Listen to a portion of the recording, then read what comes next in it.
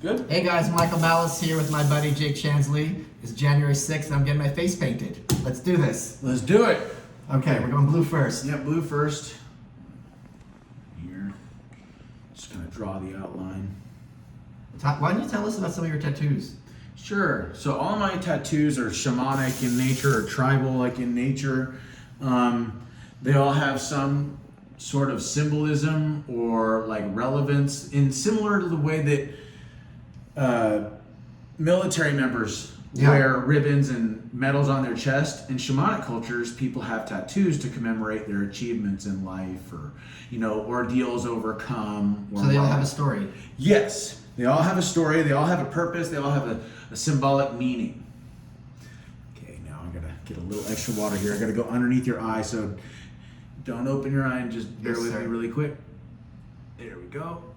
Okay. Doing this Native American style. We don't need no fucking paintbrush. They have paintbrushes. They use the hair from the deer or whatever. Oh yeah. Well, I mean, going to war, you're gonna put on face paint. Sure, you know what I'm saying?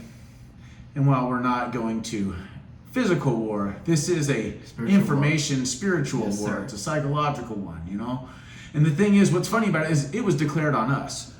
So you know what I'm saying? Like it's nothing that we're like, hey, we need to go. No, this was declared on us, right? All I wanted was to be left alone. Correct. That's it. Me too. That's it. Just I want to be left alone. Well, and at this point, though, the government, for people like me and other Native Americans for a long time, the government stood in the way of religious freedom. In what sense? Because they're saying that my sacraments are illegal. Oh yeah, like peyote, which is just a mushroom, which is or a cactus, mushrooms, yeah, or even cannabis for the long. According to the feds, cannabis is still illegal, gentlemen. Yeah, you're right. Okay, and what's funny about that is that in D.C. it's legal. So rules for thee, but not for me. Once again, right? And look at all the people that are currently in jail right now. How concerned are you about corporate psychedelics becoming? Oh, very. That's my concern. This needs to be a grassroots thing. It needs to be totally organic. It needs to be shamanic in nature.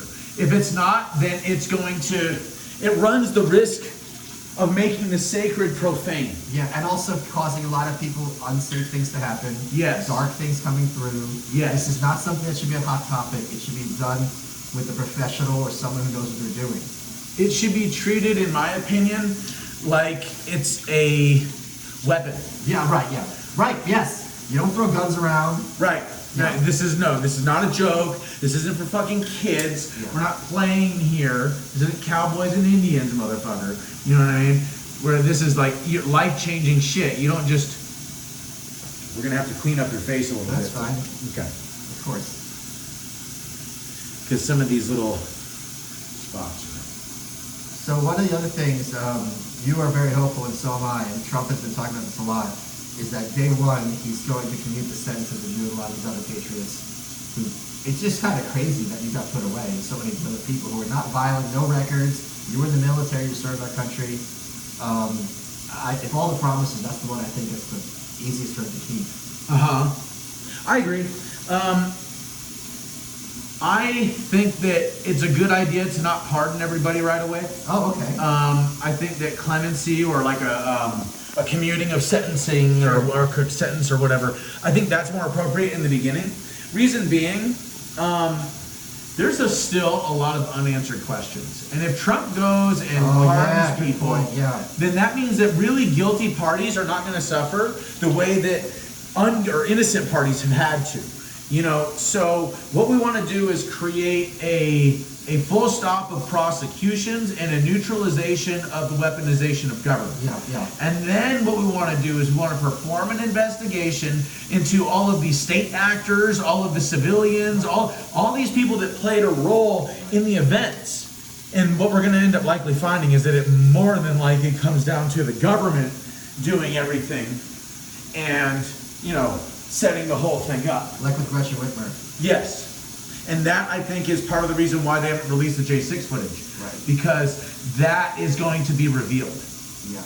Because I heard that in Washington, it's well known that there were police inside the building dressed as Trump supporters before the building was ever breached. Wow. So if that's true, dude, you do realize that's it. That's it. There are very few people I know who sat in the speaker's chair. What do you think of Mike Johnson? Coward. Yeah. Absolute coward. Deep state shill. But the thing is that if we remove him now, then we lose our political advantage and we risk putting somebody like Hakeem Jeffries or something in there, which that means we'll never get anything done.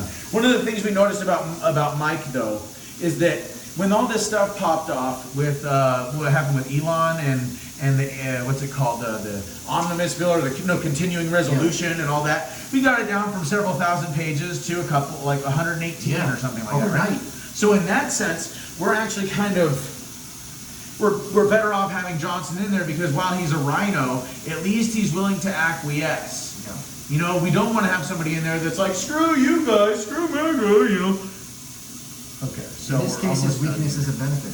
Yes, and that's the thing. You want to use your enemy's weaknesses as your strength, as your benefit. You want to use their momentum to your advantage, and that's part of why I think that we keep losing, at least like pro-American people, because we're not unified and we don't know how to use our unity as leverage.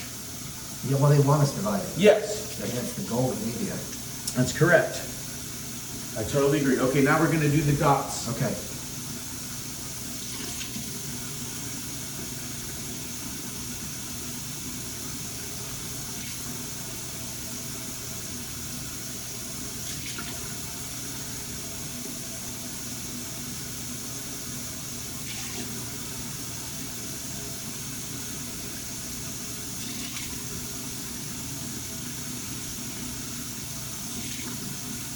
So what's your opinion of Zelensky?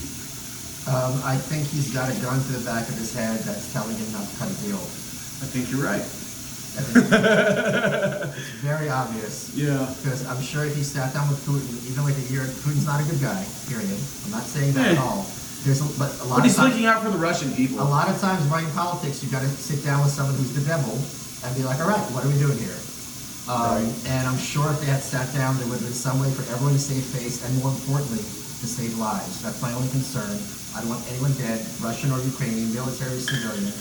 But I think there's a huge agenda for the war machine in Europe and America to keep wars going as long as possible.